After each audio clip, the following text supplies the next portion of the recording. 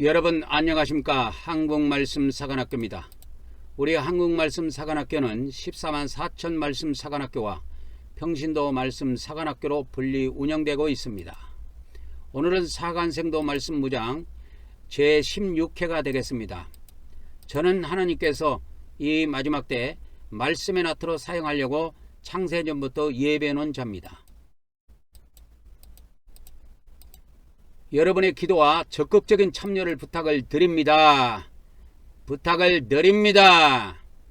사관생도 말씀 무장 오늘은 제16회가 되겠습니다. 성부 하나님, 성자 하나님, 성령 하나님, 오늘 또 이 말씀을 듣는 모든 자들에게 우리 아버지 하나님의 거룩한 은총과 아들 하나님의 거룩한 은혜와 성령 하나님의 거룩한 은사를 풍성하게 부어주셔서 이 말씀을 듣는 자들 중에서 많은 자들이 14만 4천의 반열에 들어오게 도와주시고 또 많은 사람들이 하나님의 알곡 백성 반열에 들어올 수 있도록 복을 베풀어 주시옵소서. 이 시간에도 모든 시종을 성삼위 하나님께 의탁하오며 우리 주 예수님의 이름으로 기도 올려옵나이다.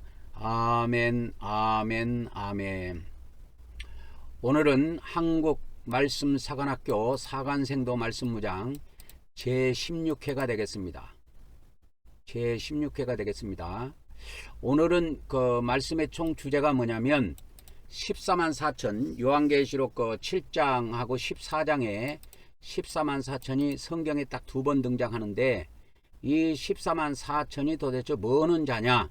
14만 4천은 오늘의 총 주제는 14만 4천은 하나님의 은혜와 하나님의 공의를 분별하여 말씀을 무장한 자들이다. 이 하나님의 은혜와 하나님의 공의가 완전히 분별되지 않고 성경을 가리키게 되면은 성경이 오합지졸이 됩니다. 그래서 이거에 대한 분명한 분별력이 없고 통찰력이 없어서 기독교의 수많은 교단이 탄생되게 됐고 지금도 이거를 누가 영적으로 다 끌고 가지를 못합니다. 그러나 하나님께서는 저를 이 마지막 때 말씀의 나트로 사용하시려고 창세전에 예배에 놓으셨다가 이제 대한민국에 태어나게 하시고 한국 사람으로 한국어를 사용해서 이 말씀을 전 세계에 선포하게 하신 것입니다. 그래서 제가 증언하는 말씀들은 성령님의 가르침을 통해서 30년 동안 무장된 말씀이고 깨달은 말씀이기 때문에 누가 함부로 어느 교단이나 어느 신학이나 어떤 사람이 함부로 이것을 무너뜨릴 수 있거나 지적할 수 있는 것이 아닙니다. 여러분이 진정으로 감사하는 마음으로 이 말씀을 받으면 성경이 완전히 열리게 될 것입니다. 그리고 이 말씀을 무장한 자들만이 14만 4천의 반열에 들어오게 돼 있어요. 지금 기독교 신학을 해갖고는 14만 4천 명의 종이 나올 수가 없습니다. 그래서 오늘은 어저께도 이렇게 말씀드렸지만 우리가 세 가지가 일치해야, 삼자가 일치해야 이 목표물에 정확하게 총알이 도달합니다. 그래서 이 삼자가 뭐냐? 간음자와 간음새와 목표물 이 세 가지가 일치된 상태에서 총알을 날려야 총알이 목표물에 명중을 해요. 이 원칙을 깨부시고 막 성경 한 구절 가지고 막 해석한다고 해서 해석이 되는 게 아닙니다. 해석이 되는 게 아니에요. 여러분 왜 하나님이 왜 삼위가 일체인 줄 아십니까? 예? 성부 하나님, 예? 성부 하나님, 성자 하나님, 이 성령 하나님이 일체를 이루고 있어요. 일체를 이루신다 이 말이에요. 이것이 비밀이에요. 세 분 하나님이 자꾸 기독교에서는 한 분 하나님이라고 하는데 성경에는 세 분 하나님을 증거해요. 한 분 하나님이 아니고 세 분 하나님입니다. 이거에 대해서는 나중에 자세히 이야기해 드리도록 하겠습니다. 그래서 구약에 보면은 엘로힘이라는 이 히브리어 단어가 나오는데 이 엘로힘은 하나님 하나님들이에요. 하나님들 또는 신들 이렇게 번역을 해야 됩니다. 이걸 한글로 번역을 하려면 한글로 번역을 할 때는 이렇게 해야 됩니다. 근데 이 원칙을 지킨 우리나라 성경은 단 한 권도 없어요. 이 원칙을 지킨 사람은. 그리고 구약의 하나님 또는 신, 이 단수로 되어 있는 그러니까 이거는 이제 복수로 되어 있는데 엘로힘은 복수입니다. 이 단수로 되어 있는 것은 엘로아흐 또는 엘 이렇게 되어 있습니다. 히브리어 단어에 이렇게 되어 있어요. 그러니까 단수로 사용된 경우는 몇백 번밖에 안 나와요. 근데 이 구약의 그 외에 대부분은 엘로힘으로 되어 있습니다. 엘로힘. 그래서 구약 성경이 처음부터 출발할 때 이와 같이 복수로 되어 있다는 사실을 아셔야 돼요. 단수로 되어 있지 않습니다. 성경이 단수로 되어 있지 않아요. 복수로 되어 있습니다. 복수로 되어 있습니다. 복수. 그래서 히브리어 복수 엘로힘을 쓰고, 이 엘로힘이라는 단어가 뭐냐, 신들 또는 하나님들 이런 뜻이에요. 그래서 이 원칙을 우리 기독교에서는 이 원칙을 지키지 않았기 때문에 삼일체에 대해서 생각할 때 하나님의 한 분이라고 생각하는 거야. 하나님의 한 분이라고. 삼위는 세 분을 이야기합니다. 삼이라는 뜻이 뭡니까? 인간이 이해하기 좋게, 보통 사람들이 이해하기 좋게 알려주자면 삼위가 뭔 뜻이냐면 세 분이라는 뜻이에요. 그 세 분이 누구냐? 구체적으로 성부 하나님, 성자 하나님, 성령 하나님 이렇게 나와요. 이거는 이제 신약에 등장하는 비밀이고, 구약에는 이 비밀이 정확하게 나오지 않아요. 구약에는 그냥 엘로힘 해갖고 복수로만 나와요. 복수로만 나옵니다. 이게 한 약 2600번 정도 나옵니다. 2600번 정도 나오고, 엘하고 엘로힘은 한 350번 정도, 많이 하면 한 360번 정도, 이 정도로 제가 대략 기억을 하고 있습니다. 그래서 이거 구약의 엘로힘 이렇게 보면은, 엘로힘을 가서 한번 찾아보면, 엘로힘을 성경에서 한번 찾아보겠습니다. 성경에서 이렇게 한번 찾아보면, 엘로힘 해갖고 이거 사전을 한번 찾아볼게요. 내가 사전을 한번 찾아볼게요. 그러면 엘로힘 이렇게 나오죠. 그러면 이게 복수형이란 말이야. 단수가 아니고. 그래서 이게 무슨 뜻이냐면 신들, 하나님들 이런 뜻이에요. 근데 영어도 그렇고 한글도 그렇고 전부 다 단수로 번역했어요. 2600번 나오죠. 여기에 정확하게 2600번입니다. 그 다음에 엘로하흐는 몇 번 나오느냐, 엘로하흐가 몇 번 나오느냐, 이걸 한번 볼게요. 엘로하흐는 57회 나옵니다. 57회 사용됐어요. 그러면 엘은 몇 번 사용됐는가, 이 엘은 몇 번 사용됐는가, 이거를 한번 볼게요. 엘을 몇 번 사용됐는가 한번 볼게요.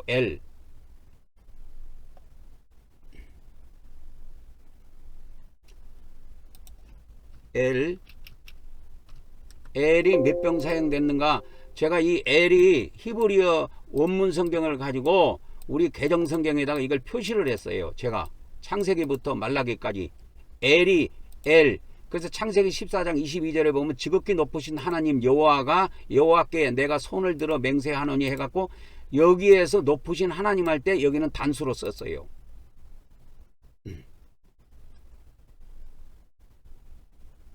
단수로 썼습니다. 이렇게 해가지고 엘이 총 나온 데가 지금 구약 성경에 제가 이렇게 해가지고 다 넣었는데, 이게 230회라고 이렇게 나옵니다. 230회. 제가 지금 신약 성경, 구약 성경에다가 이렇게 해놓은 것이 230번이 이렇게 검색이 돼요. 여기에 보면은 이 검색하는데 230회가 나옵니다. 230절이에요. 그러니까 한 절에 두 번을 썼던, 몇 번을 썼던, 제가 이거를 쭉 창세기부터 이 말라기까지 전체 다를 230번을 갖다가 한 거야.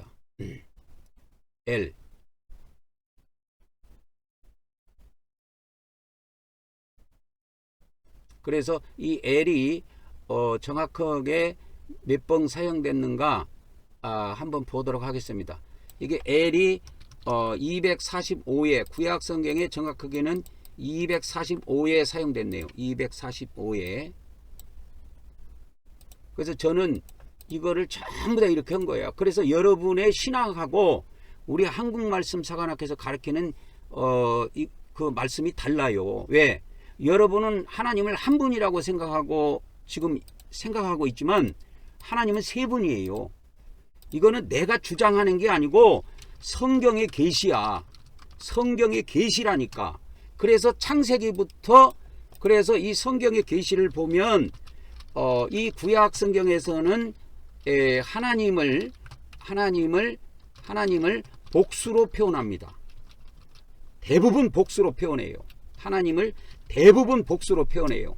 그래서 구약 성경 2006번 이렇게 등장합니다. 이렇게. 그 다음에 신약 성경은 그러면 신약 성경은 어떻게 되느냐? 하나님을 신약 성경에는 헬라어에서는 무조건 단수로 표현합니다. 그래서 이거 하나님을 데오스라 그래요.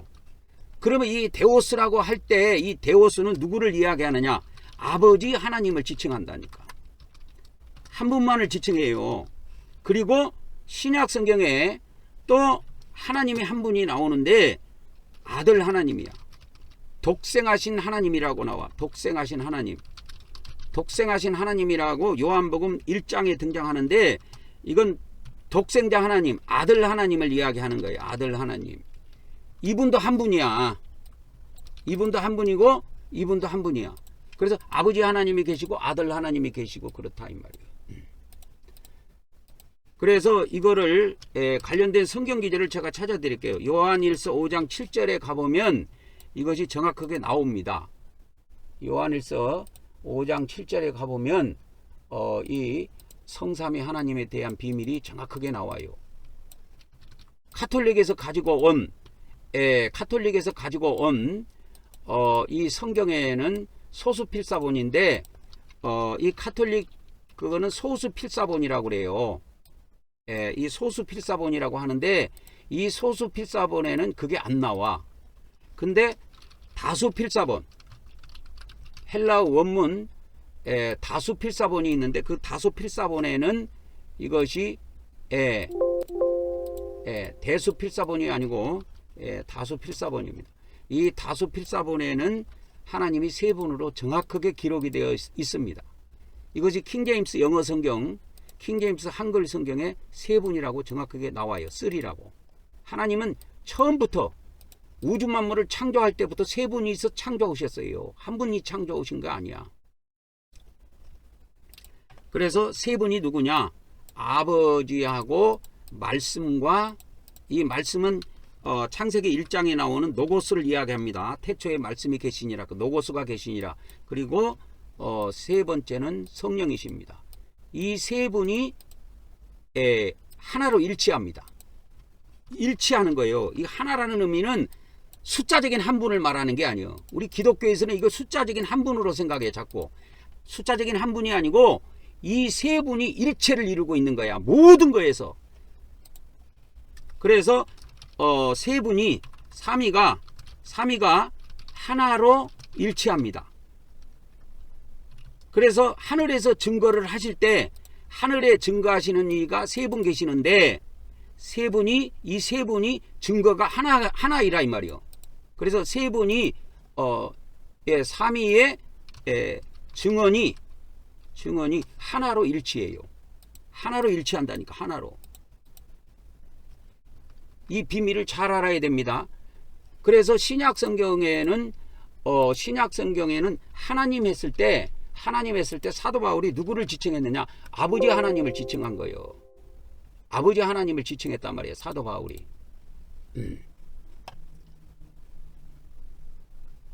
그래서 마태복음 6장 8절에도 하나님을 단수로 쓰는데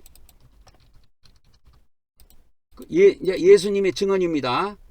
이거는 이제 예수님의 증언이에요. 예수님의 증언이 나오는데 마태복음 6장 8절에 보면 뭐라고 나오느냐? 마태복음 6장 8절에 보면 여기에 이제 증거가 나옵니다. 마태복음 6장 8절에 보니까 뭐라고 나와요? 하나님. 이게 단수입니다. 신약은 모든 게 단수예요. 하나님 할 때 모든 게 단수고 구약은 대부분 복수예요. 너희 아버지 이렇게 딱 지칭을 했어요. 너희 아버지. 그래서 아버지 하나님이 나오는 거예요. 이거는 예수님의 증언이고 예수님의 증언이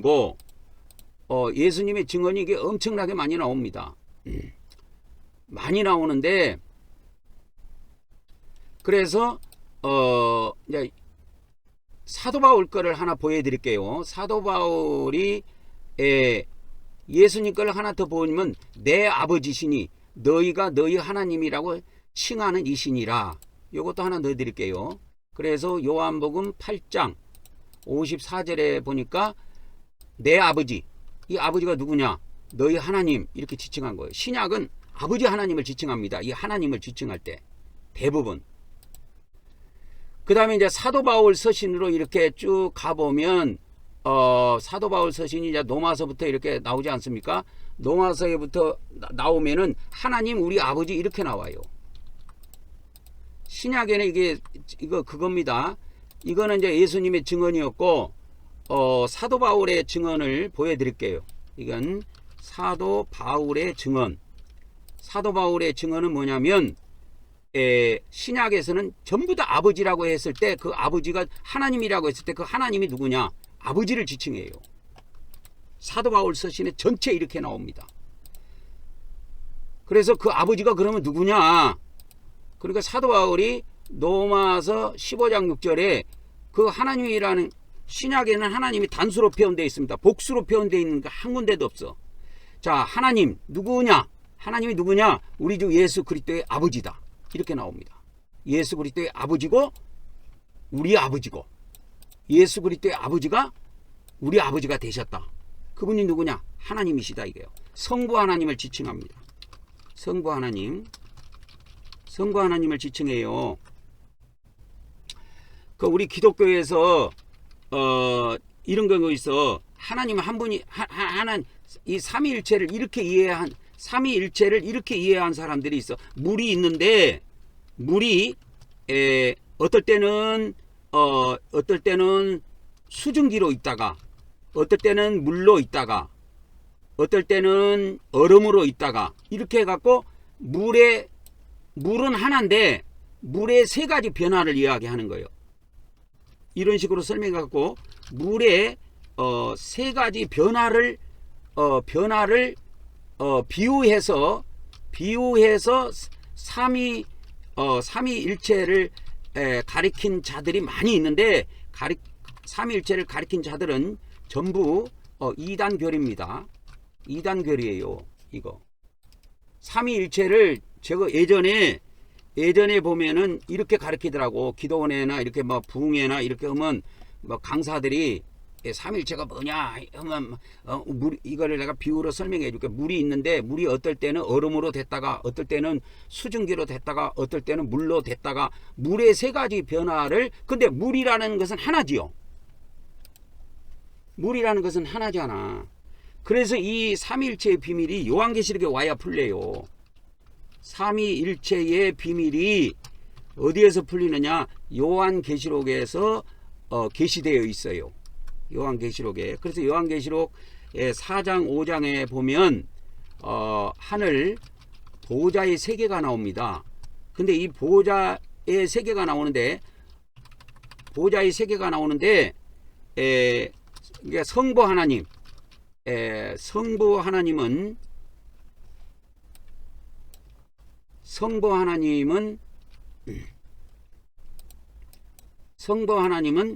뭐로 등장하냐면 보호자 위에 계신 분 이렇게 나와요. 요한계시록에. 그러면 성자 하나님. 그러면 성자 하나님은 그러면 뭐로 등장하느냐? 성자 하나님은 뭐로 등장하냐면 보호자 주위, 보호자 옆에 계신 분으로 나옵니다. 그리고 성령 하나님이 나와요. 성령 하나님이 나오는데 이 성령 하나님은 보호자 앞에 계신 분으로 나옵니다. 그래서 일곱 등불, 일곱 등불로 비유되어 있고, 다 이거 비유입니다. 성자 하나님은 어린 양으로 비유되어 있고, 그 다음에 이 성부 하나님은 보좌 위에 계신 분, 보좌 위에 계신 분으로 나와요. 그래서 보좌 위에 계신 분이 벽옥 같고 홍보석 같다고 이 말씀이 나옵니다. 벽옥 같고 홍보석 같다라는 이 말씀이 나와요. 그래서 다 다릅니다. 그래서 삼위일체의 비밀은 요한계시록에 와야 풀려. 기독교에서 이때까지 설명한 건 다 가짜야. 이게 초대교회 때도 이렇게, 초대교회부터 이렇게 기독교 2000년사를 보면은 이렇게 삼위일체를 설명한 그 파들이 있었어요. 그 다 이단으로 정제됐어요. 그러니까 하나님은 한 분인데 삼위일체가 뭐냐? 그러니까 물이라는 것을 갖고 비유를 들을게. 물이 이렇게 수증기로 있다가도 나중에 비로 내리면 물이 된다. 그러면 물이 겨울이 되면 얼음이 온다. 근데 물이라는 본질은 하나다. 그래서 수증기가 물이 됐다가 물이 얼음이 됐다 해갖고 물의 세 가지 변화만을 이야기하는 거예요. 한 분이 세 가지로 변화하는 것이 아니고 삼위라는 하나님은 원래 세 분으로 계세요. 그래서 구약에 그래서 엘로힘으로 나오는 거야. 구약에 그래서 복수로 나오는 거야. 그러니까 이거를 성경을 영어 성경을 번역하든 한글 성경을 번역했을 때 복수를 그대로 복수로 번역했으면 아무 문제가 안 생겨. 근데 히브리어 성경 빼놓고는 제가 전 세계 성경을 다 한번 뒤져봤는데 전 세계 성경 중에서 히브리어 성경 외에는 모두 하나님을 단수로 표현했습니다. 단수로 번역했다 이게. 히브리어 성경 외에는 히브리어 성경에만 하나님의 복수로 나와요. 그러니까 모든 이방인 성경 그러니까 뭐 영어 성경이든지 뭐 한글 성경이든지 뭐 독일어 성경이든지 그 다음에 뭐 프랑스어 성경이든지 뭐 일본어 성경이든지 뭐 중국어 성경이든지 등등등등등 해갖고 모든 이방인이 번역한 성경은 다 단수로 되어 있습니다. 하나님이. 이게 대실수예요. 이거를 지적한 사람이 아무도 없는데 우리 한국말씀사관학교에서는 성경의 계시 그대로 정확하게 가르칩니다. 이 비밀을 성령님께서 저에게 다 가르침을 주셨어요. 그래서 보좌 세계의 성부 하나님은 보좌 위에 계신 분으로 계시가 되어 있는데 그 위치가 다 다르단 말이에요. 위, 옆, 앞. 이게 다 달라. 보좌를 중심으로 해가지고 위에 계신 분은 성부 하나님, 옆에 계신 분은 성자 하나님, 성령 하나님은 앞에 계신 분 이렇게 해갖고 다 달라요. 그래서 요한계시록 4장 5장에 보면 보좌 위에 계신 분은 어떻게 나오냐면 벽옥 같고 홍보석 같은 분으로 나와요. 그리고 보좌 앞에 계신 분은 어린 양으로 나오고 보좌 앞에 계신 이 성령 하나님은 일곱 등불로 계시되어 있어요. 그래서 이때까지 이렇게 뭐 물이라는 본질은 하나인데 수증기로 됐다. 수증기가 비로 내려오면 물이 된다. 물이 겨울이 되면 얼어서 언다 해갖고 물의 세 가지 변화만을 비유해서 가리킨 이 삼일체 교리는 다 가짜입니다. 이거 이단 교리예요. 이걸 무슨 파라고 하던데 이걸 무슨 파라고 하던데 이걸 내가 지금 정확하게 이게 생각이 안 나는데 뭔 파라고 하더라.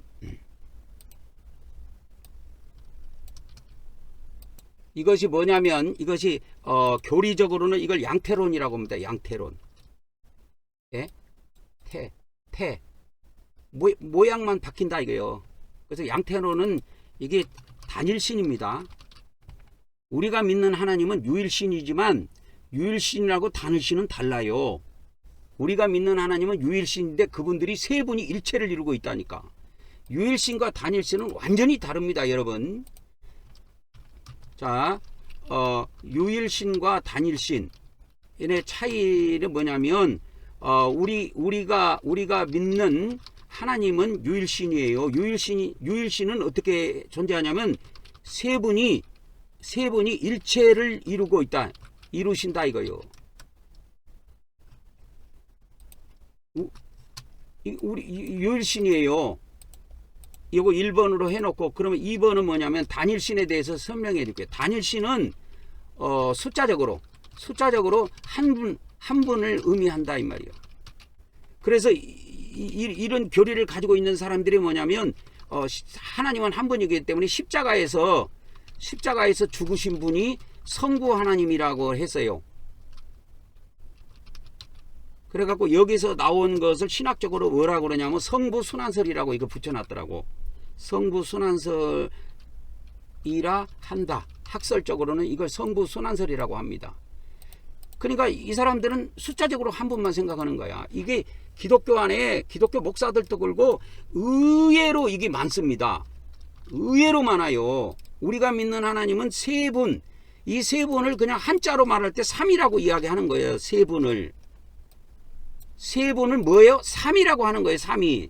세 분을 한자로 표현할 때 3위가 되는 거예요. 우리가 믿는 하나님은 단일신이 아니고 유일신입니다. 이 세 분이 일체를 이루신 분은 유일하시다 이 말이에요. 세 분이 일체를 이루시는 신은 엘로힘 밖에 없다 이렇게 나와요. 엘로힘 밖에 없다. 세 분이 일체를 이루시는 신은 엘로힘 밖에 없다. 오늘은 이걸 이야기하려고 하는 것이 아니고 또 넘어가도록 하겠습니다. 그러면 이 세 분 하나님께서 우리 인간을 구원하실 때 이 구원을 이 세 분 하나님이 우리 인간을 이제 구원하실 때 이 세 분, 그러니까 성부 하나님, 또 성자 하나님, 성령 하나님의 역사가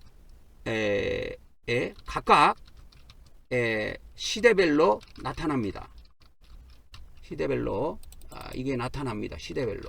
그래서 인간을 구원하시는데 성부 하나님, 성자 하나님, 성령 하나님의 역사가 각각 시대별로 다르게 나타나요.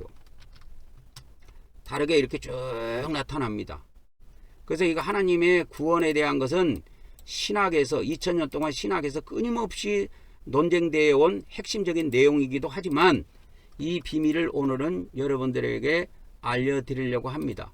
먼저 이거에 대해서 알기 전에 기독교와 천주교의 구원 방법에 대해서 차이를 좀 알아야 돼요. 자, 천주교에서는 믿음, 구원을 받으려면 믿음도 있어야 되지만 행위도 있어야 된다고 해서 행위를 엄청 중요시 여겨요. 선행이라는 건 선한 행위를 말합니다. 그 다음에 성사라는 것은 기독교에서는 성례라고 해요. 성례. 그 다음에 교회의 가르침 등이 구원의 중요한 핵심적인 요소로 자리 잡고 있어요. 그러니까 개신교는 믿음으로만 구원받는다고 이야기하지만 천주교에서는 믿음도 있어야 되지만 선한 행위가 반드시 있어야 된다. 이 두 개가 합해져야 구원이 이루어진다고 보는 거예요. 그리고 더 중요한 것은 뭐냐면 이 선한 행위를 실천해야 된다고 하지만 그러니까 믿음과 행위를 강조하지만 또 교회의 가르침도 엄청나게 강조해요. 천주교에서는. 그러면 이제 개신교를 봅시다. 기독교라고 하는 이 개신교를 한번 봅시다. 이 개신교는 오직 믿음으로만 구원받는다고 주장을 해요. 그래서 오직 믿음으로만 구원에 이른다. 오직 이신득으로만 구원받는다. 그래갖고 이 종교개혁을 통해서 이것만 주장하고 이렇게 성경을 봅니다. 그래서 인간의 행위라는 것은 구원에 아무런 영향을 미치지 못하고 오직 예수 그리스도를 믿는 믿음만이 구원의 유일한 조건이라고 개신교에서는 한결같이 주장합니다. 그러면 천주교와 개신교의 교회의 역할이 보는 각도가 달라요. 천주교에서는 성사, 이걸 엄청나게 중요시 여깁니다. 이 성사가 개신교에서는 성례라고 이렇게 하는데 그 하나님의 은총이 이 교회 예배를 통해서 성사를 통해서 하나님의 은총이 신자들에게 전달이 된다. 그래서 이 성사를 굉장하게 중요시 여깁니다. 천주교에서는. 그래서 매주 성사를 하지요. 그 다음에 교황의 무호성을 인정을 하고 그 다음에 교회의 가르침, 이걸 구원의 필수적인 조건으로 봐요. 엄청나게 중요하게 봅니다. 그럼 기독교를 봅시다. 기독교는 교회를 그냥 단지 뭐냐면 교회의 가르침을 이렇게 중요시하게 안 여겨. 교회의 가르침을 중요시하게 안 여기고 교회는 그냥 성도들의 모임이다. 그래서 성경을 중요시하게 여겨요. 교회보다는. 그래서 성경을 통해서 스스로 신앙을 해석하고 실천해야 한다고 본다. 그래서 개신교회에서는 교황 제도를 인정하지 않지요. 그래서 천주교에서는 교회의 가르침을 중요시 여기기 때문에 교회 참석을 굉장히 중요하게 보지만 기독교에서는 개인의 신앙 자유를 중요시 여겨. 그렇기 때문에 개신교인들은 그냥 예배 왔다가 안 왔다가 그냥 그런 식으로 막 대충 넘어가 버리지요. 그래서 이 천주교와 기독교의 이 성례, 성사라고 하는 성례도 차이가 있는데 천주교는 세례, 견진, 성체, 고예, 병자성사, 신품성자, 혼례성사 해갖고 7개가 있어요. 그러나 개신교는 세례하고 성찬 2가지밖에 없어. 이게 세례를 또 침례라고 하는 데도 많이 있죠. 침례교 같은 데서는 침례라고 하고 그렇게 합니다. 이 2가지만 개신교에서는 인정을 합니다. 그래서 이 개신교하고 이 천주교를 이렇게 보면은 천주교는 믿음과 행위가 분리가 될 수가 없다. 분리가 될 수 없다. 근데 개신교는 뭐냐? 믿음과 행위를 완전히 분리해갖고 오직 믿음으로만 구원받는다. 이래 해버린 거야. 이게 우리 개신교의 어마어마한 실수입니다. 이것이 천주교는 초대교회부터 지금까지 이것이 쭉 내려와요. 믿음과 행위가 분리될 수 없고 하나를 이루어서 가야 된다. 근데 개신교는 행위는 버려버리고 오직 믿음으로만 구원받는다고 주장을 해버린 거예요. 그래서 개신교라고 한 거야. 그래서 천주교가 구교가 돼버린 거고 이 개신교는 신교가 된 겁니다. 그래서 개신교, 이걸 보통 이제 기독교라고 부르지요. 그래서 이 천주교에서는 교회의 권위를 굉장하게 절대적으로 봐요. 교회의 가르침을 절대적으로 봅니다. 절대적으로 봅니다. 천주교에서는. 그래서 교황의 무호성, 교황을 굉장히 중요시 여기고 교회의 가르침을 절대적으로 보는 거예요. 천주교에서는. 근데 개신교에서는 목사의 가르침을 그렇게 중요시하게 안 여겨. 그러니까 목사들 설교할 때 꼬박꼬박 준다고. 그러니까 어떨 때는 나왔다가 어떨 때는 안 나왔다가. 왜? 이 개신교는 교회의 가르침을 절대적이라고 말하지 않아. 성경만 중요시하게 여겨. 성경만. 근데 성경을 똑바로 가르친 데가 없다 이 말이요. 그래서 하나님께서 이 마지막 때에 예수 그리스도의 재림이 임박한 이 마지막 때에 저를 이제 전 세계에 말씀을 선포하는 이제 선지자로 세워서 전 세계에 이 말씀을 선포하게 하는 겁니다. 그래서 이 성도의 삶이라는 이 주제로 보면은 천주교는 성도의 삶을 성화라고 불러요. 그래서 하나님이 이렇게 성사를 통해서 은총을 내린다. 그러면 거기에 믿는 자들이 응답을 해서 하나님의 은총과 믿는 자들의 응답이 함께 이루어지는 과정이 성도의 삶이라고 봤고, 개신교에서는 그런 식으로 안 봐. 어떤 식으로 보냐? 성도의 삶은 믿음으로 살아가는 삶이다. 뭐 이런 정도로 그냥 정의하고 각자 알아서 잘 믿으시오. 그래서 천주교와 이 개신교를 이제 기독교라고 이렇게 한번 이렇게 제가 바꿀게요. 개신교를 이렇게 바꿀게요. 기독교를 개신교로 바꿨습니다. 다. 그러면 천주교와 그 개신교의 그 믿음과 행위에 대한 구원론의 차이가 있는데, 그럼 왜 이것이 벌어졌느냐? 왜 마르틴 루터가 1517년도에 종교 개혁을 했을 때 오직 믿음만 주장했느냐? 오직 믿음만. 종교 개혁을 했을 때 오직 믿음만을 주장했다 이 말이요. 그래서 우리 기독교에서는 이 행위를 완전히 버려버렸습니다.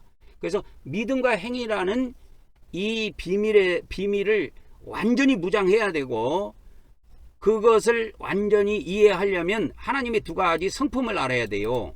하나님의 2가지 성품이 은혜의 성품이 있고 공의의 성품이 있는데, 이거를 확실히 몰랐기 때문에 생긴 일이야. 그래서 루터가 루터라는 사람이 루터가 1517년에 종교개혁을 했을 때 이 사람이 가지고 있는 신앙관은 은혜의 신앙관, 믿음의 신앙관밖에 없었어. 그래서 이 비밀을 잘 몰라. 그래서 하나님께서는 500년 만에 저에게 30년 동안 성경의 비밀과 기독교 안에 성경의 해석이 틀린 것들을 다 수정해 주시고 그렇게 하셔가지고 30년 동안 성령님의 가르침이 있었습니다. 물론 10년 동안 기독교 안에 있는 해석을 저는 다 무장을 했습니다. 기독교 안에서 어떻게 가르치는가 이거를 10년 동안 다 무장을 했고 30년 동안 성령님의 가르치심이 있었어요. 그래서 성령님의 가르치심을 통해서 저는 기독교가 어느 부분은 맞는데 어느 부분은 틀리다는 걸 다 알고 있어. 그러니까 14만 4천에 앞으로 그래서 14만 4천에 반열에 들어오려면 믿음과 행위의 차이를 분명히 알아야 되고 하나님의 성품, 은혜의 성품과 공의의 성품을 다 알아야 돼요.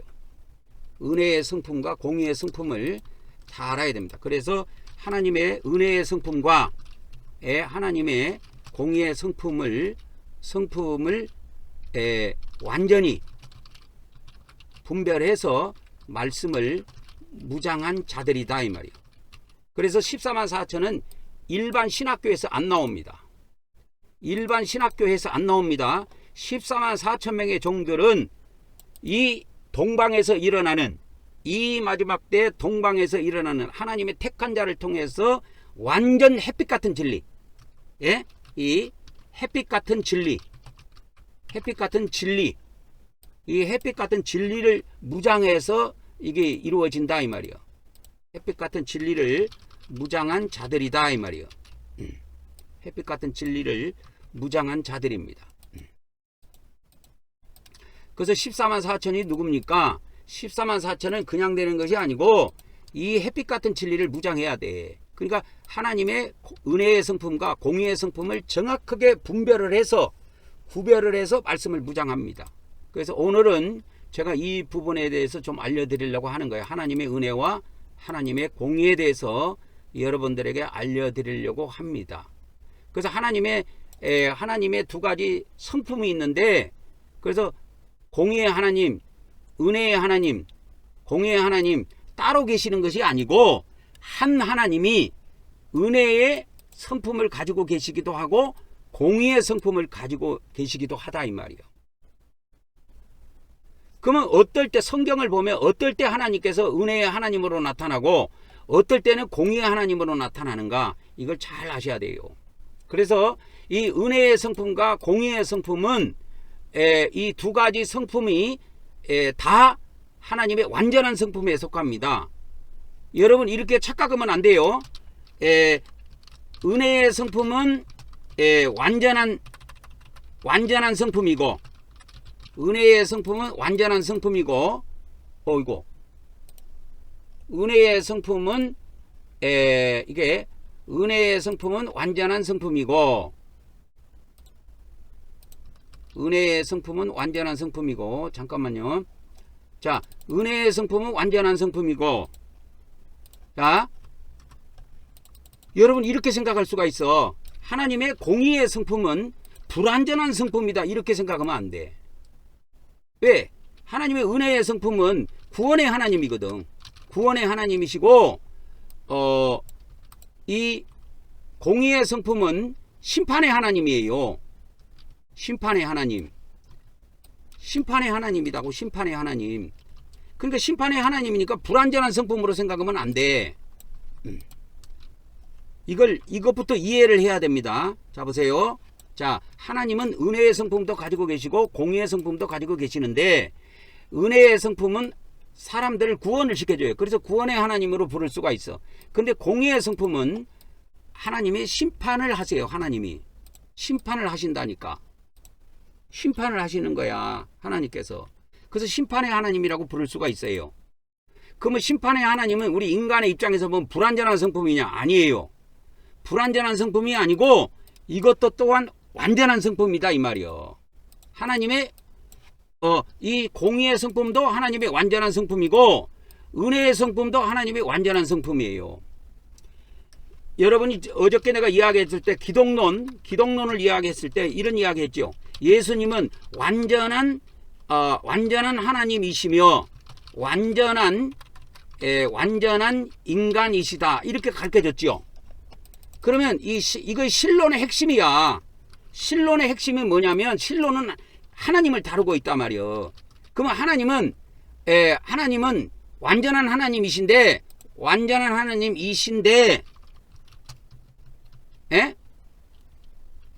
두 가지 성품을 가지고 계시니 무슨 성품? 은혜의 성품과 공의의 성품을 가지고 계신다 이거예요.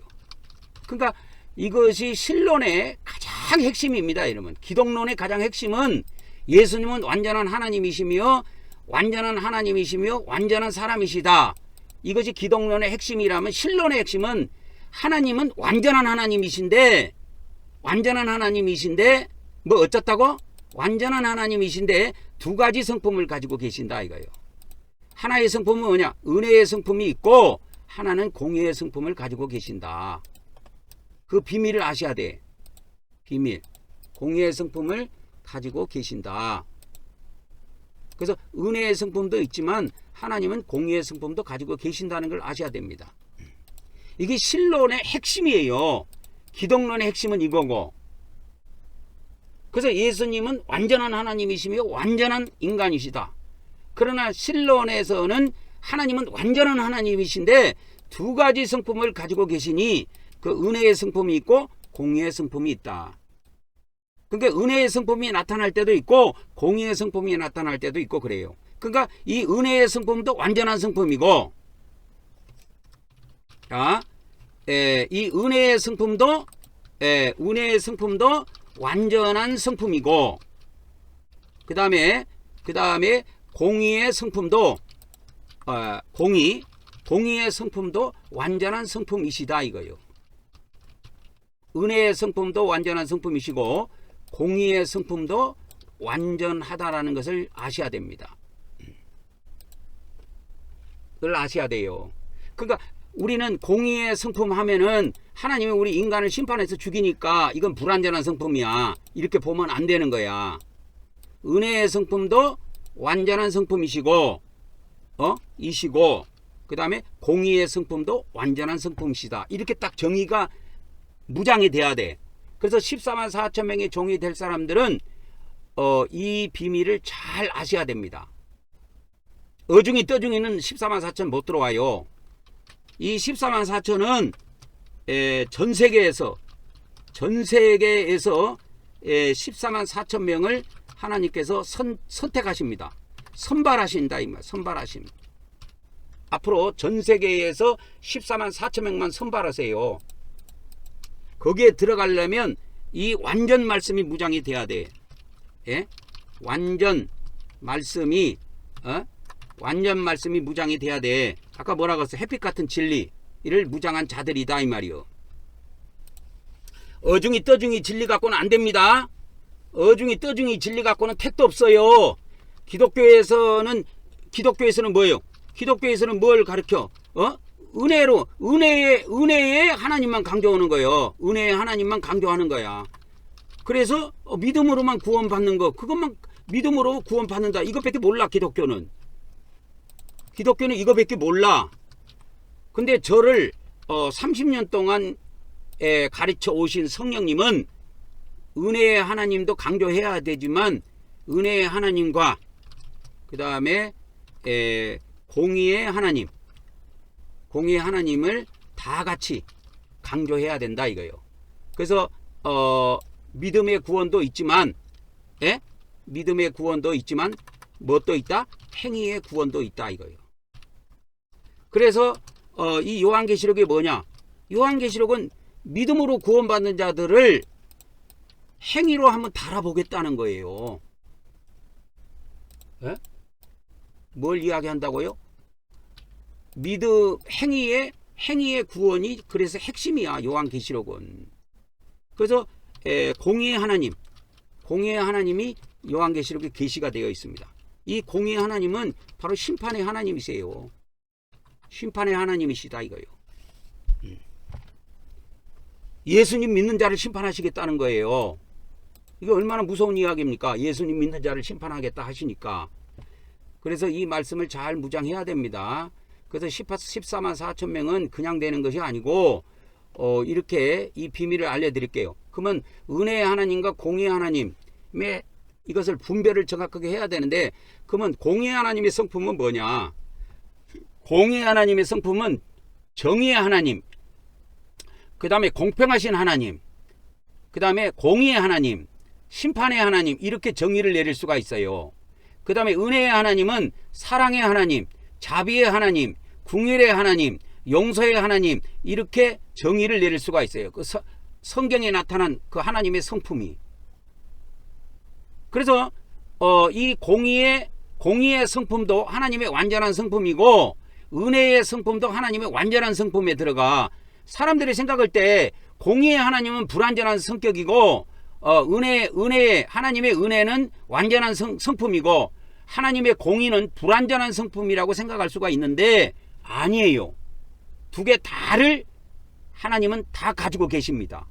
그래서 우리 인간에게 그 속성이 남아 있어요. 그래서 우리 인간도 자녀를 사랑하지만, 우리 인간도 자녀를 그래서 이 성품이 우리 인간에게 남아 있다고, 이 성품이. 그래서 우리 인간에게도 자녀를 사랑하는 그것도 있지만 자녀에 대한 분노도 있다고. 부모가 자녀를 사랑하지요. 아이고 내 새끼, 아이고 내 새끼 하지만 어떨 때는 분노하면서 막 해초리를 가지고 그 막 자식을 때린다 이거야. 그건 분노하는 거지요. 그러니까 해초리를 가지고 자녀에게 채찍을 가하는 그 성품을 하나님의 공의라고 본다면, 아이고 내 새끼, 아이고 내 새끼 하는 거는 하나님의 은혜의 성품이 닮아 있다 이 말이에요. 그래서 우리 인간도 이 두 가지 성품을 다 갖고 있어요. 인간도 두 성품을 다 갖고 있습니다. 인간도 이 두 성품을 다 갖고 있는 거예요. 인간도 이 두 성품을 갖고 있습니다. 그래서 자기 자녀를 사랑을 해. 그리고 자기 자녀에게 분노도 해.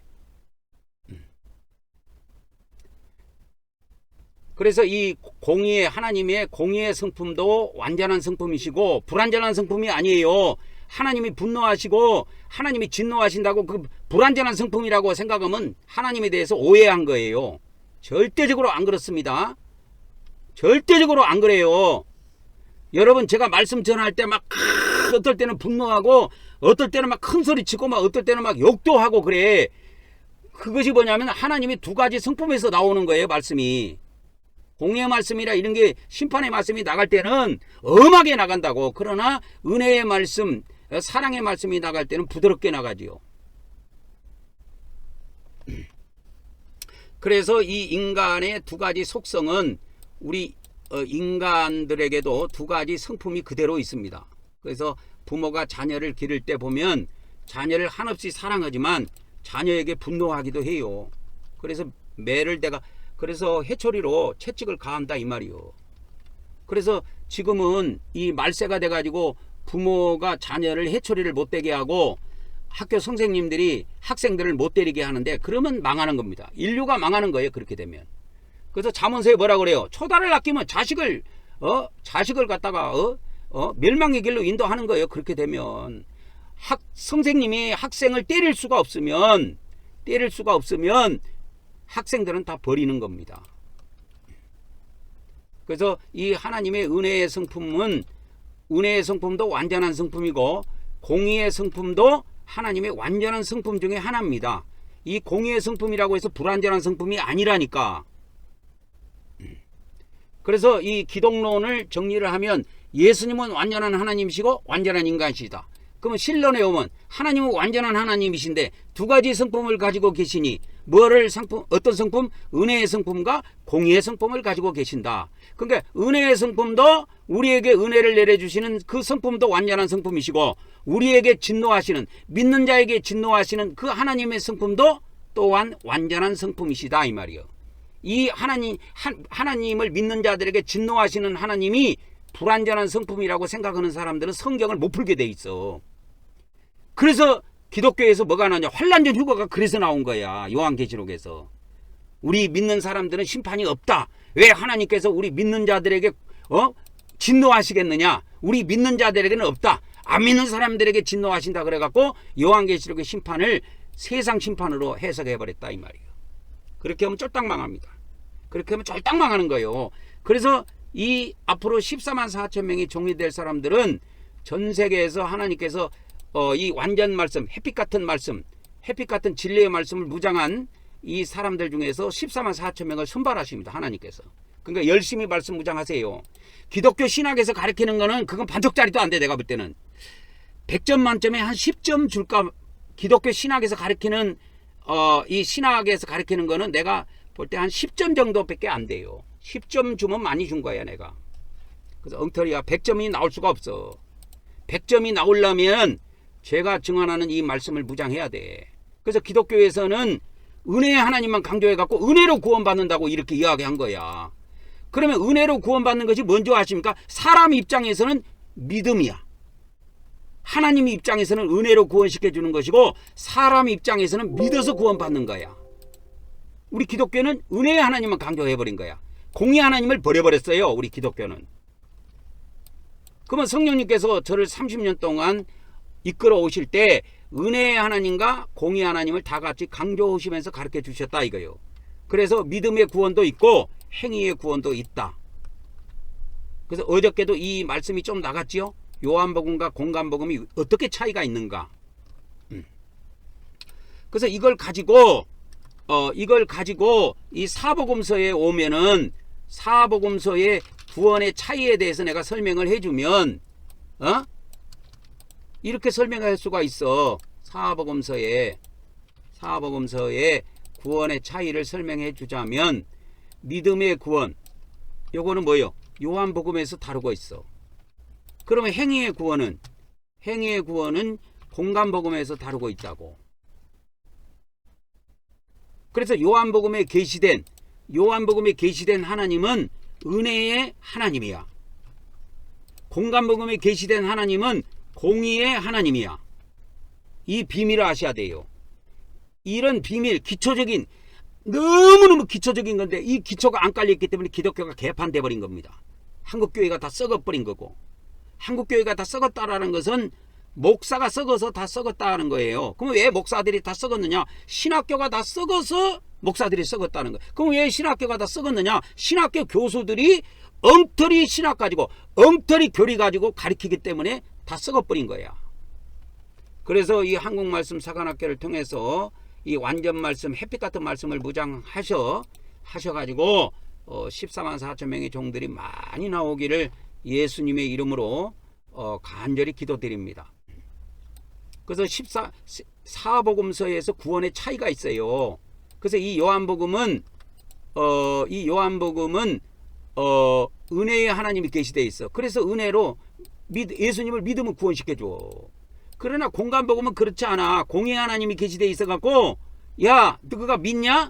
내가 너희들 행위를 보니까 개판인데 내가 반드시 지옥에다 집어넣는다. 이래갖고 이 공간복음에 지옥이 나와.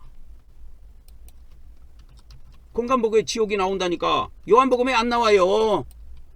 요한복음에 왜 지옥이 안 나옵니까? 요한복음에는 지옥이 나오면 안 되지. 요한복음에는 지옥이 나오면 안 되는 게 돼 있어요. 왜? 안 됩니다. 요한복음에는.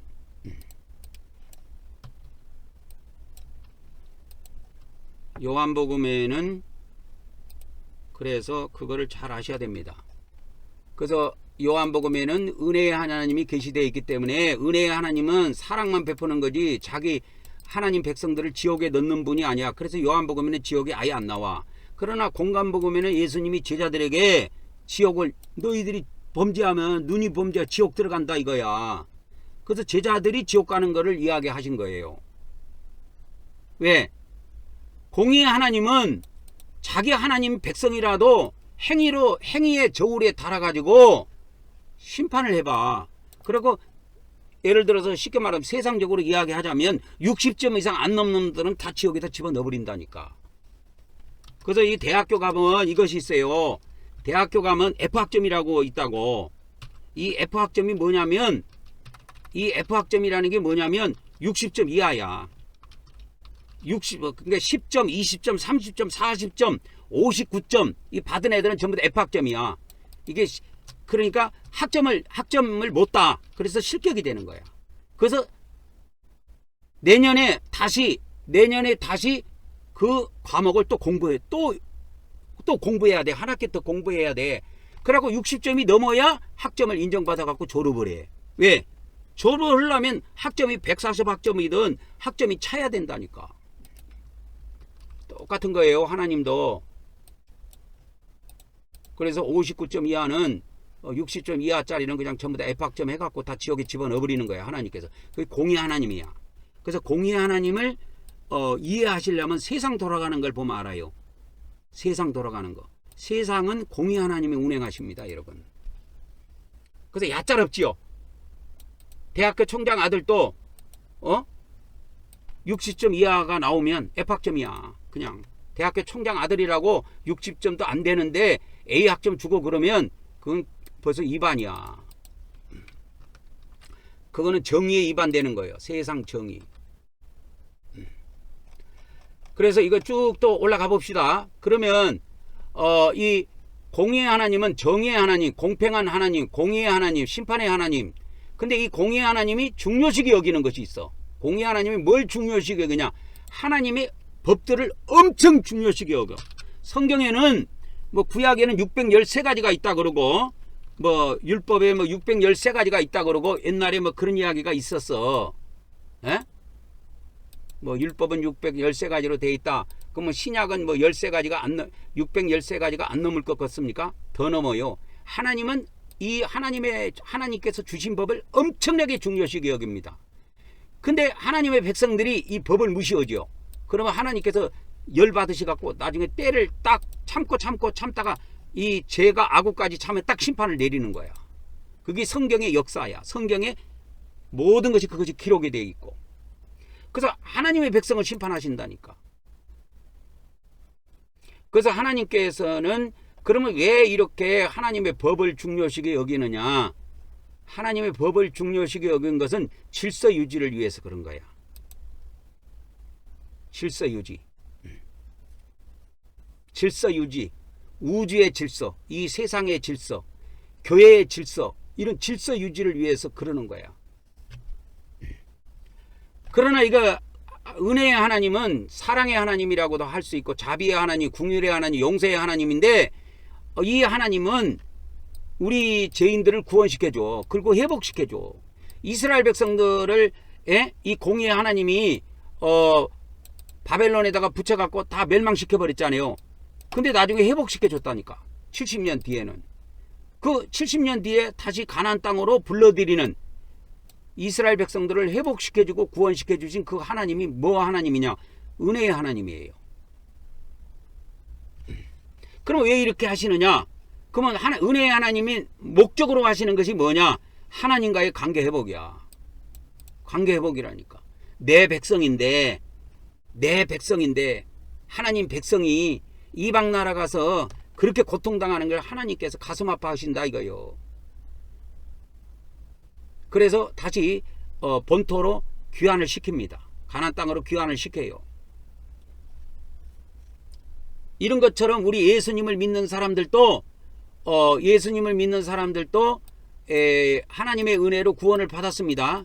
근데 하나님의 법을 중요시게 여기기 때문에 성경의 법을 무시하고 그냥 지 마음대로 신앙생활하는 사람들은 다 심판해 갖고 지옥에다 집어넣어버려요. 하나님께서. 그래 갖고 마지막 날 천국으로 귀환시킵니다. 그게 구약과 신약이 동일한 거예요.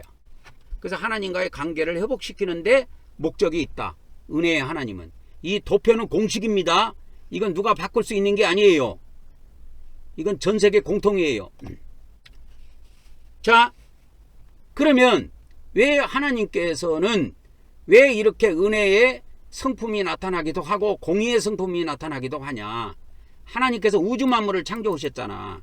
그래서 우주 만물을 보존하시고 하나님께서 창조한 그 인간들이 영원히 행복하게 살 수 있도록 그들에게 행복을 주시기 위해서 어떨 때는 은혜의 성품이 나타나기도 하시고 어떨 때는 공의의 성품이 나타나기도 하신다 이 말이요. 그래서 이거를 잘 기억하셔야 돼요. 그래서 이 공의의 하나님과 은혜의 하나님은 이 우주 만물을 다 창조하셨는데 그 모든 하나님의 창조물 중에서 가장 관심 있는 것은 인간이야. 사람에게 관심이 있어 하나님은. 그래서 그 히브리서 2장 6절에 보면 이 말씀이 나오는데 한번 보고 갑시다. 히브리서 2장 6절에 보면 이렇게 나와. 킹제임스로 봅시다. 그러나 한 사람이 어떤 곳에서 증언하여 이르되 사람이 무엇이기에 주께서 그를 깊이 생각하시나이까. 사람의 아들이, 이거 인자입니다. 한자로 하면 사람의 아들이 무엇이기에 주께서 그를 찾아오시나이까. 그래서 하나님께서는 사람에게 관심이 있고 사람의 아들에게 관심이 있어.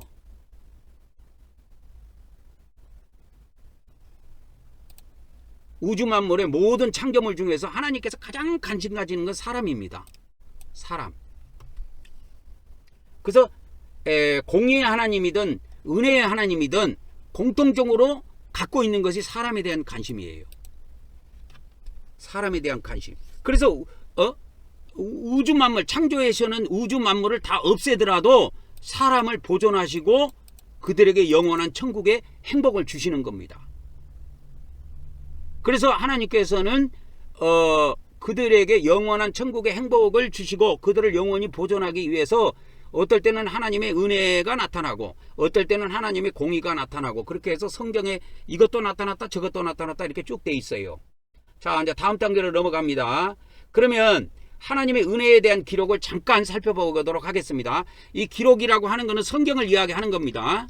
성경을 이야기하는 겁니다. 그러면 이 성경에 하나님의 은혜에 대한 기록들이 많이 나오는데 창세기 아브라함이 하나님을 믿으니 의롭게 여겨서 창세기 15장에. 근데 요한복음에 보니까 뭐예요? 이게 영적 간음자고 영적 간음자는 요한복음이 되고 영적 목표물은 바울서신이 됩니다. 그래서 이 3축이 3자가 일체를 이루어야 돼. 여기도 3자 일체입니다. 무조건 3자 일체가 안 되면 그건 구원론이라고 할 수도 없고 아무것도 할 수가 없는 거예요. 그래서 영적 간음새, 영적 간음새, 영적 간음자, 그 다음에 영적 목표물, 이 세 개가 일치가 돼야 돼요. 그래서 바울서신을 해석하려면 창세기, 아브라함의 믿음, 갈라디아서에 보면 바울서신에 갈라디아에서 보면 아브라함이 하나님을 믿으니 의롭게 여겼다. 그래서 아브라함에게 복음을 먼저 선포했다 이거요. 근데 예수님이 뭐요? 요한복음에 뭐요? 하나님의 독생자를 믿으면 영생 온다고 그러잖아요. 그러니까 이거 믿음에 의한 구원이야. 그래서 바울 서신에는 믿음에 의한 구원을 이야기한다고. 그래서 대표적인 성경 구절을 하나 찾아줄게. 대표적인 성경 구절이 에베소서 2장 8절입니다. 2장 8절이에요. 에베소서 2장 8절. 그러면 에베소서 2장 8절을 한번 봅시다. 뭐라고 돼 있냐면 에베소서 2장 8절에 보면 뭐라고 돼 있냐면 너희가 믿음을 통해서, 그죠? 믿음을 통해서 뭐요? 은혜로 구원을 받았다 이 말은 하나님의 은혜의 성품이 나타났다 이 말이요. 그 너희에게서 난 것이 아니고 하나님의 선물이다. 그렇죠? 하나님의 은혜고 하나님의 선물이고 하나님의 사랑이고 하나님의 국률이고 하나님의 자비다 이 말이요. 그래서 에베소서 2장 8절이 은혜의 하나님을 대표적으로 잘 설명하고 있고 이때 구원의 기준점은 믿음입니다. 행위가 아니에요. 근데 바울서신이 이것만 있는 게 아니요. 바울서신에 이것만 있는 것이 아니고 많이 있어요. 바울서신에. 그러니까 공의의 하나님에 대한 것도 바울서신에 많이 나옵니다. 그래서 이제 하나님의 그 은혜라는 관점에서 이렇게 보면은 은혜라는 관점에서 이렇게 성경을 보면은 창세기 15장에 있는 아브라함의 믿음, 또 요한복음에 있는 믿음에 의한 영생, 그 다음에 바울 서신에 보면 믿음에 의한 구원, 예수 그리스도를 믿음으로 의한 구원, 이것이 3자가 일치가 돼서 하나님의 은혜를 해석해 내야 됩니다. 그래서 세 가지를 일치시켜 갖고 설명해 내야 돼요. 세 가지가 일체가 안 되면 성경 해석에 오류가 나는 거야. 그래서 하나님도 삼위일체고 성경을 해석할 때도 이 삼자일체의 법을 어기면 안 됩니다. 14만 4천 명의 종이 될 자들은 삼자일체가 이루어져야 돼요.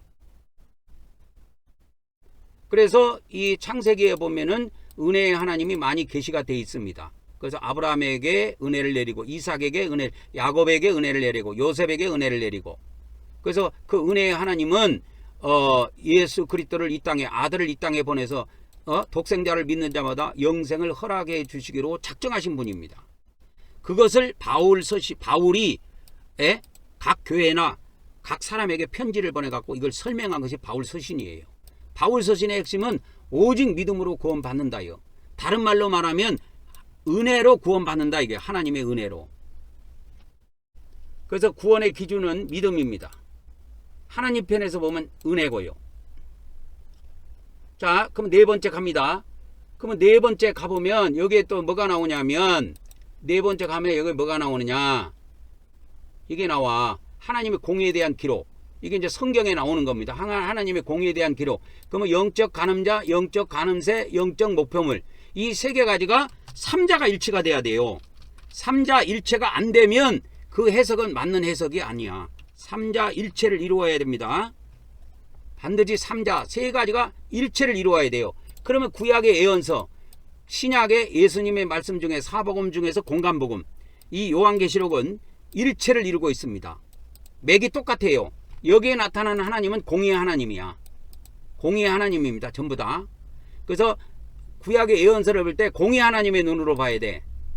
그 다음에 공간복음을 해석할 때도 공의의 하나님의 눈으로 봐야 돼.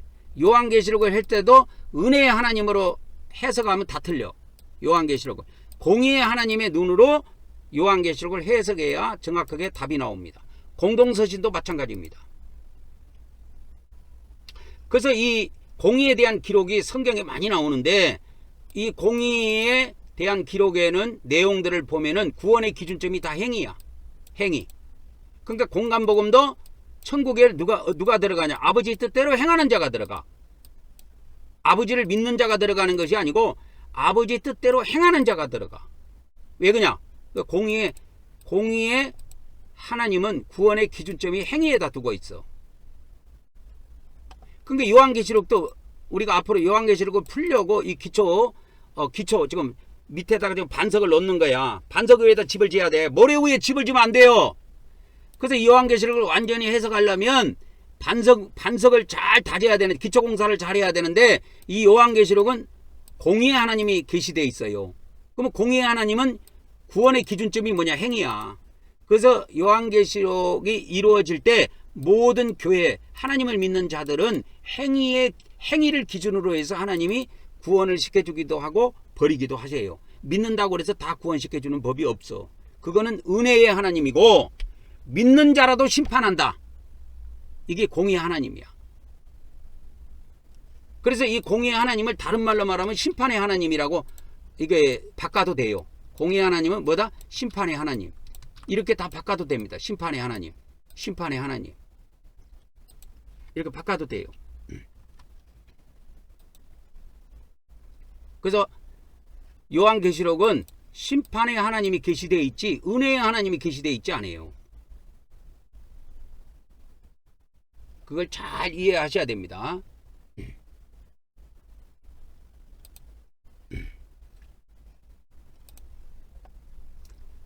그래서 이제 이 요한계시록에 이렇게 보면은, 요한계시록 이제 성경 이제 하나를 예를 들어 드릴게요.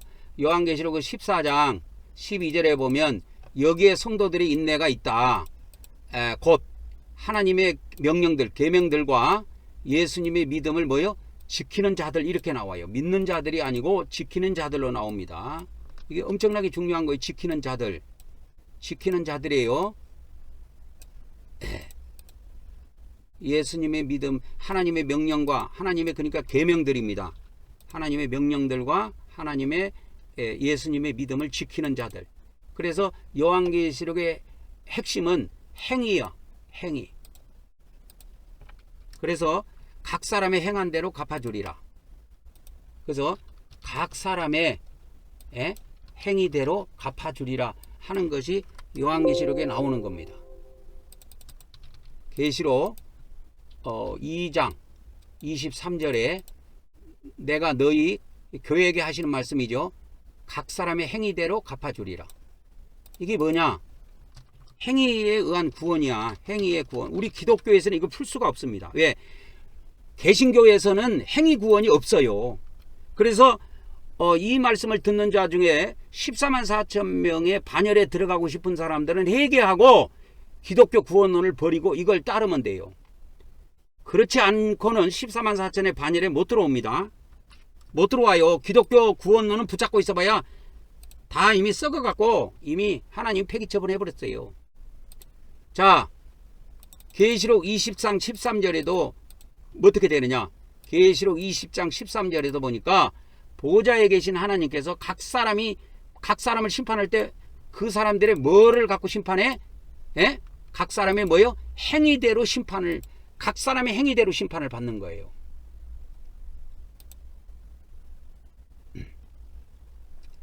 그래서 각 사람이 행한 대로 갚아주시는 것입니다. 이제 계시록 22장 결론이에요. 계시록 22장이 마지막인데 계시록 22장 내가 속혀오리다. 내가 재림한다. 내가 줄 상이 있다. 내가 너희들에게 줄 상이 있다. 근데 상이 있는데 각 사람에게 뭐예요? 믿음대로 갚아준다. 행위대로 갚아주는 겁니다. 행위대로. 행한 대로 갚아주는 거예요.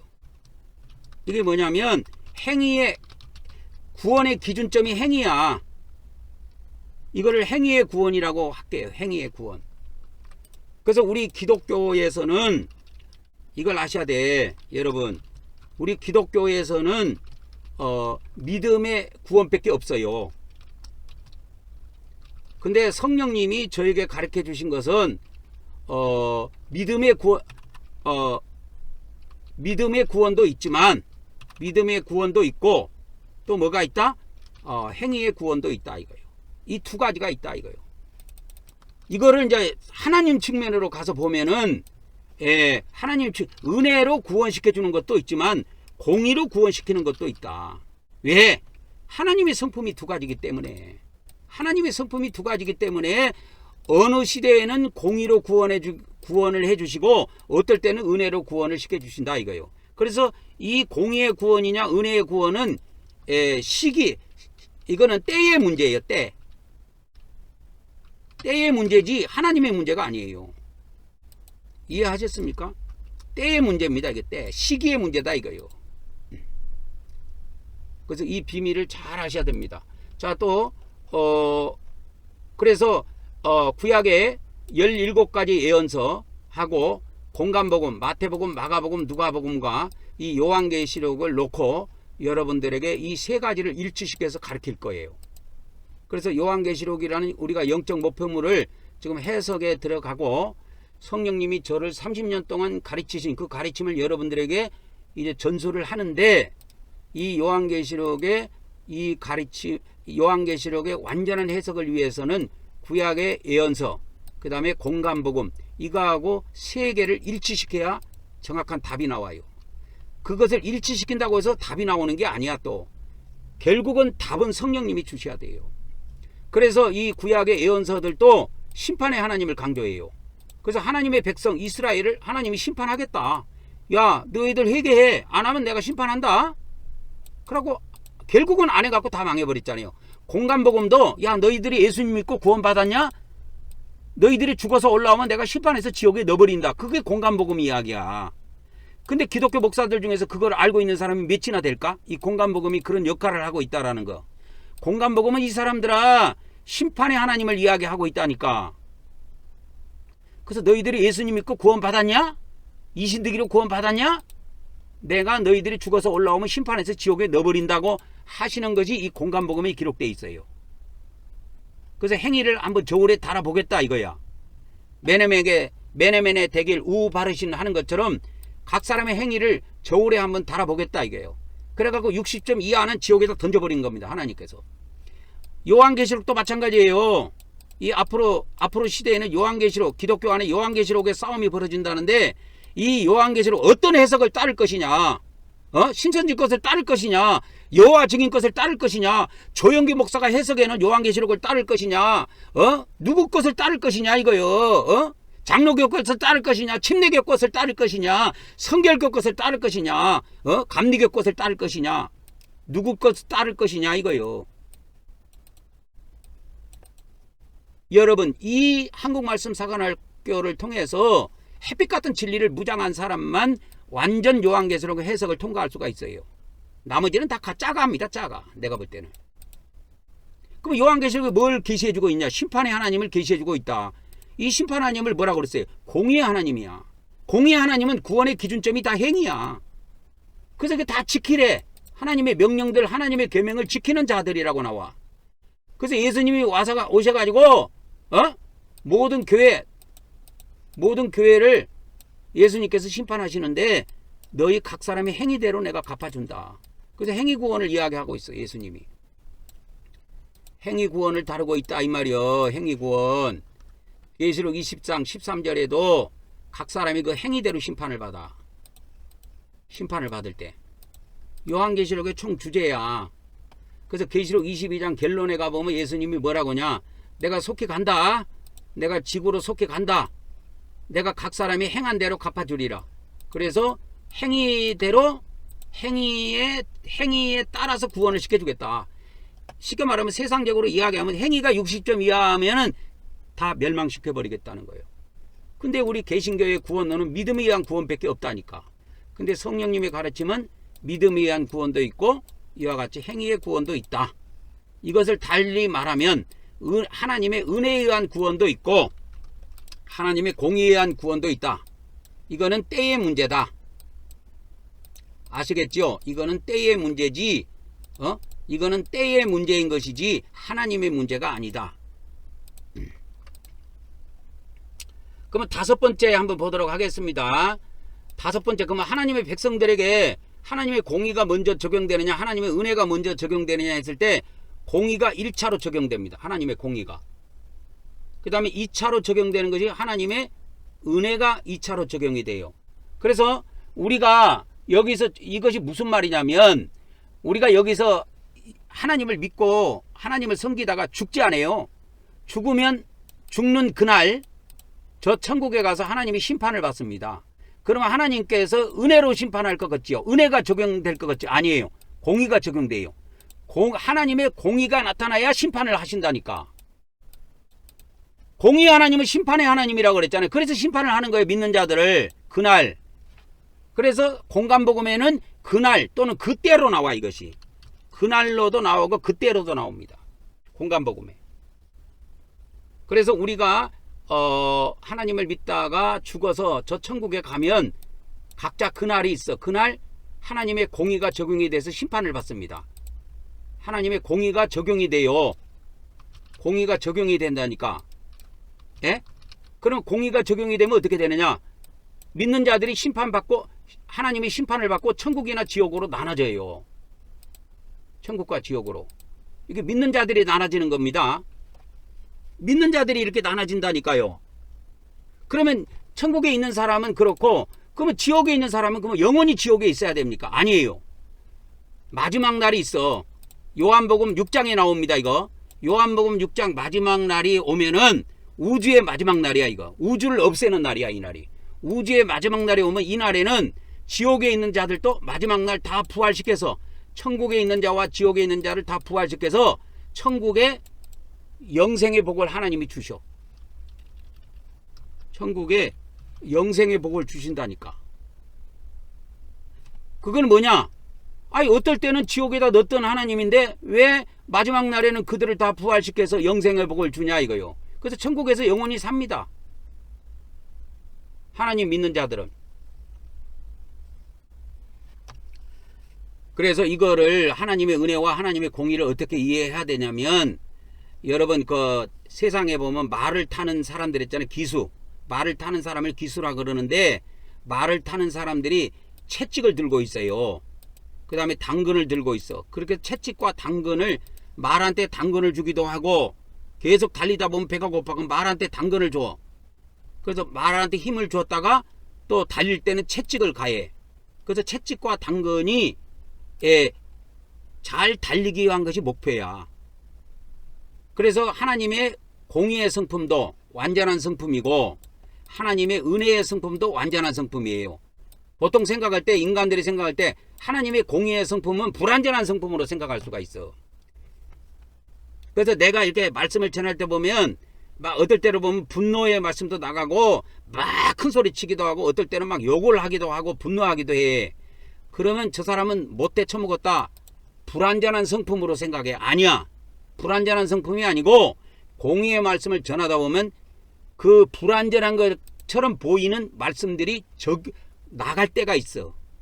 그 말씀은 하나님의 불완전한 말씀이 아니고 완전한 말씀인데 공의 믿는 자들에게 다 앞날을 생각해서 그 말씀이 강하게 나간 것뿐이야. 그러면 하나님의 공의가 잘 기록되어 있는 관련된 성경은 어디입니까? 이랬을 때 공간복음이야. 사복음 중에서는. 요한복음은 은혜의 복음이고 하나님의 은혜를 기록한 것이 요한복음이고 공간복음은 하나님의 공의가 기록되어 있어. 그래서 우리가 공간복음을 볼 때 심판의 하나님을 생각해야 돼. 믿는 자들이. 공간복음을 볼 때 뭘 봐야 돼? 심판의 하나님을 생각해야 된다니까. 근데 요한복음을 볼 때는 은혜의 하나님만 생각하면 돼. 아, 우리는 언젠가 뭐 지옥에 있든 어쨌든 우리는 언젠가 은혜의 하나님에 의해서 다 부활해서 영생한다. 이것이 요한복음의 핵심이야. 그러면 뭐 사복음서 말고는 없습니까? 아니요, 또 있어. 이 하나님의 공의가 잘 나타나는 것이 공동서신입니다. 공동서신하고 요한계시록이에요. 여기는 이제 요한계시록만 해놨는데 공동서신도 여기에 들어갑니다. 그러면 하나님의 은혜가 잘 나타나 있는 데가 어디냐? 바울서신이에요. 요걸 이제 서신으로 비유하자면 요거는 공동서신이고 하나님의 은혜가 잘 나타나 있는 서신은 그러니까 복음서하고 그러면 복음서하고 서신서하고 이렇게 두 개만 보면은 하나님의 공의가 잘 나타나 있는 건 공간복음, 하나님의 은혜가 잘 나타나 있는 건 요한복음, 서신서 중에서는 하나님의 공의가 잘 나타나 있는 건 공동서신. 공동서신은 히브리서부터 유다서까지, 히브리서부터 요한계시록까지를 보면 됩니다. 히브리서부터 요한계시록까지 9권이에요. 9권입니다. 히브리서부터 요한계시록까지 9권이에요. 그러면 하나님의 은혜가 잘 나타나 있는 서신은 어디냐? 그건 바울서신이에요. 그래서 구약성경이든 신약성경이든 구약성경에도 하나님의 은혜도 나타나 있고 공의도 나타나 있어요. 신약성경도 마찬가지예요. 신약성경에 보면 하나님의 은혜도 나타나 있고 하나님의 공의도 나타나 있어요. 한쪽으로만 나타나 있지 않아요. 자, 그러면 자, 요것만 하고 오늘 말씀을 마치도록 하겠습니다. 그러면 모든 사람에게 한번 적용을 해볼게요. 아까는 믿는 사람에게 적용을 지금은 모든 사람에게 적용을 해서 내가 설명을 해드릴게요. 자, 우리 믿는 자들 신자라고 그러고 안 믿는 자를 예수님 안 믿는 자를 불신자라고 그러고 예수님 믿는 자를 신자라고 그럴게요. 둘로 나눠서 설명할게요. 우리 신자들이 죽으면 그날 이게 죽는 날이 있는데 그날 이제 천국에로 올라가서 하나님의 공의가 적용이 돼서 심판을 받습니다. 그래서 어떤 믿는 사람은 천국으로 들어가고 어떤 믿는 사람은 지옥으로 들어가요. 근데 천국에 들어간 사람이 2.5%라고 그랬죠. 이 확률이 적어요. 2.5%. 미국의 침례교 목사 하워드 피트만 목사가 천국에 2.5%가 들어가더라 라고 하는 그 책을 기록해 놓은 것이 있습니다. 그래서 우리 믿는 자들이 죽으면 먼저 죽는 날 저세상 가서 하나님이 심판을 받게 되는데 심판을 받는다는 말은 하나님의 공의가 적용된다 이 말이에요. 그래서 1차 먼저 적용되는 것이 하나님의 공의입니다. 그러니까 요한복음이 먼저 적용되는 것이 아니고 공간복음이 먼저 적용된다 이 말이에요. 공간복음이 적용된다 이 말이에요. 이 말은 그러면 공간복음의 말씀에 의해서 심판을 받고 지옥에 들어갔어. 그럼 지옥에 영원히 있느냐? 영원히 있는 게 아니고 요한복음 은혜의 복음에서 말씀하신 요한복음 6장에 마지막 날에 예수님을 믿는 자들은 다 구원시켜준다는 다 부활시켜준다는 예수님의 언약이 있어. 그래서 이 마지막 날에는 우주 만물을 다 없애는 날이야. 이때는 은혜가 적용이 돼가지고 하나님의 은혜에 의해서 지옥에 있는 믿는 자들도 전부 다 들어와. 천국에 들어와서 모두 천국에 있는 자든 지옥에 있는 자든 모두 천국에서 영원히 영생의 복을 누리고 살아. 이게 하나님께서 택한 자들에게 주시는 복이야. 이것이. 그러나 택한 자들도 몇천 년 동안은 지옥에서 고통당한 자들이 많이 있다라는 걸 아셔야 됩니다. 하나님의 택한 자들에게 두 가지 성품이 적용이 됩니다. 먼저는 하나님의 공의가 적용이 되고 두 번째는 하나님의 은혜가 적용이 돼요. 이게 만일에 거꾸로 돼가지고 적용이 되면 우리 인간은 다 망해서 지옥에서 영원히 살아야 됩니다. 그래서 공의가 먼저 적용되는 것에 감사해야 돼요. 은혜가 마지막에 적용됩니다. 그래서 우리가 천국에서 영생하는 거예요. 영원히. 만일에 은혜가 먼저 적용되고 공의가 두 번째 적용된다면 지옥에 들어가서 영원히 못 나오는 거예요. 자, 그러면 불신자 봅시다. 예수님을 안 믿는 자들. 예수님을 안 믿는 자들은 은혜가 먼저 적용이 돼요. 그래서 하나님께서 그들에게 은혜를 베풉니다. 하나님이 심판을 안 해요. 심판을 안 하고 그들에게 은혜를 베풀어. 그러니까 마귀들이 예수님 안 믿는 자들을 다 마귀 세계로 끌고 가. 마귀 세계라고 할게. 마귀 세계로 끌고 갑니다. 그래가지고 그 신과 함께 영화에 나오는 것처럼 마왕이 심판석에 앉아갖고 심판을 해. 그래갖고 어떤 사람은 극락으로, 어떤 사람은 지옥으로 집어넣어. 이거는 마귀가 하는 일이야. 근데 하나님께서는 그들에게 심판하지 않고 은혜를 베푸신 거야. 그러면 이 은혜가 영원히 가느냐? 안 믿는 사람한테 아니에요. 영원히 가지 않고 2차로 그들에게 뭐가 적용이 되느냐? 공의가 적용이 돼요. 거꾸로 돼 있죠. 우리 믿는 사람에게는 공의가 먼저 적용이 되고 은혜가 나중에 적용이 되는데 예수님을 안 믿는 이 마귀 자식들한테는 은혜가 먼저 적용되고 공의가 나중에 적용돼. 그래서 공의가 적용되는 날이 마지막 날인데 이 마지막 날이 백보자 심판 날입니다. 이때 마귀 새끼들은 전부 다 생명책에 기록이 되어 있지 않게 되면 불못에다 집어 던져버려요. 계시록 20장 14절 15절에 나옵니다.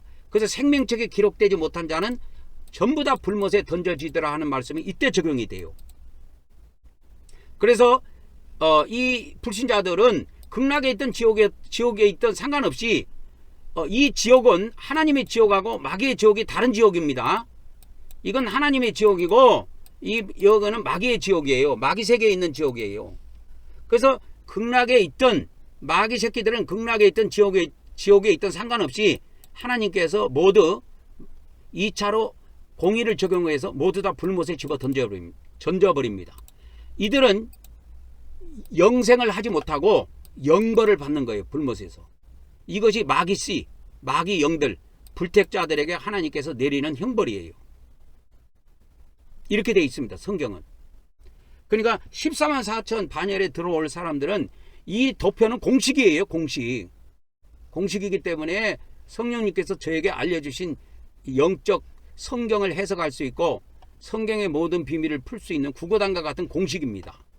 이 공식을 정확하게 알아서 이 말씀, 이 동방에서 일어나는 햇빛 같은 이 말씀을 무장해서 14만 4천 명의 종들이 많이 나오기를 위해서 축복하고 기도를 드립니다. 그래서 이 햇빛 같은 말씀을 무장한 자들이다 이거요. 14만 4천 명은. 그래서 이 14만 4천 명은 뭐 하는 자들이냐? 하나님의 은혜와, 그죠? 하나님의 은혜와 하나님의 공의를 완전히 분별해서 말씀을 무장한 자들이다 이 말이에요. 말씀을 무장한 자들입니다. 14만 4천 명의 종들은. 그래서 기독교 신학에서는 14만 4천 명을 못 만들어냅니다. 이 말씀만이 유일하게 하나님의 14만 4천 명의 종들을 만들어내는 말씀이에요. 그래서 하나님께서 저를 이 마지막 때 쓰시려고 창세전에 예배해 놓은 거예요. 저를 이 마지막 때. 그래서 하나님께서 1990년 6월에 말씀을 하시기를 내가 이 마지막 때 말씀의 나트로 사용하려고 창세전부터 예배해 놓은 자니라. 저에 대해서 이렇게 말씀하신 거예요. 내가 이 마지막 때에 말씀의 나트로 사용하려고 창세전부터 예배해놓은 자니라. 여러분이 모든 교만과 모든 교리를 내려놓고 제가 저 이기방이 증언하는 이 말씀을 간절히 사모하고 귀를 기울이면 성경의 모든 비밀이 다 열립니다. 나중에 영계의 비밀까지 제가 다 알려드릴게요. 우주의 비밀, 영의 세계의 비밀, 마귀의 비밀, 사탄의 비밀, 천국의 비밀, 지옥의 비밀까지 다 알려드리도록 하겠습니다. 갈 길이 멉니다. 그래서 우리 한국말씀 사관학교는 14만 4천 말씀 사관학교와 그 다음에 이렇게 평신도 말씀 사관학교 둘로 이렇게 운영을 합니다. 둘로 이렇게 나눠서 운영을 합니다. 그래서 14만 4천 말씀 사관학교 생도들은 매달 10만원씩 순교 헌금을 내고 이 말씀을 무장하시기 바랍니다. 이게 무슨 법칙이냐? 하나님의 공의의 법칙이에요. 그러나 평신도 말씀 사관학교 생도들은 자유롭게 이게 뭐냐? 하나님의 은혜의 법칙이에요. 자유롭게 헌금하고 말씀 무장하면 됩니다. 이 법칙을 꼭 기억하셔서 14만 4천 명의 반열에 들어올 사람들은 반드시 한 달에 10만원씩 순교 헌금을 내면서 42달 하면 됩니다. 이거 영원히 하라 소리 안 해요. 42달만 하면 됩니다. 42달만 그렇게 하면 돼요. 그리고 42달이 넘은 다음에는 자유롭게 말씀을 무장하면 돼요. 그래서 이 원칙을 잘 지키시기 바랍니다. 그래서 이 말씀을 통해서 14만 4천 명의 종들도 많이 나오고 또 평신도 중에서 알곡 백성들도 많이 나와서 그리스도의 나라가 이 땅에 속히 임하기를 간절히 원합니다. 그리스도의 왕국이 속히 임하기를 원한다 이거야. 그리스도의 왕국.